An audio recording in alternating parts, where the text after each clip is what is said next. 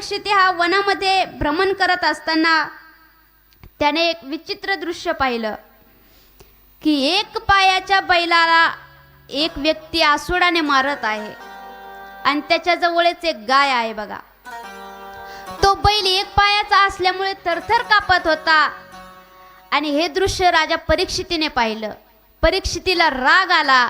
परीक्षिती खाली उतरला आणि त्याला विचारलं की तू कोण आहेस, तू कोण आहेस म्हटल्यानंतर तो म्हणाला माझं नाव कलियुग आहे. आणि हा बैल कोण आहे, तर हा बैल धर्म आहे. म्हटले ही गाय कोण आहे, म्हटले ही गाय पृथ्वी आहे. बघा धर्माचे 4 पाय सांगितलेले आहेत. तप, पवित्रता, दया आणि सत्य हे कलियुगाचे 4 पाय आहेत. परंतु या कलियुगाच्या प्रभावामुळे या बैलाचे म्हणजे या धर्माचे 3 पाय तुटले आहेत.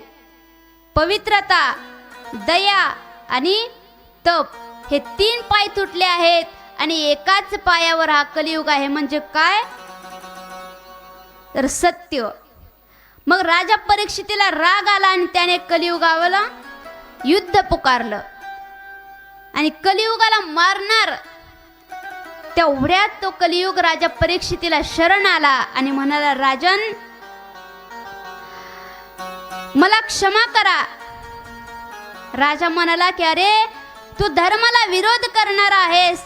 तुझ्यामुळे लोभ, असत्य, चोरी, दुष्टता, धर्मविरोध, दरिद्रता, कपट असे अनैतिक प्रकार वाढलेले आहेत.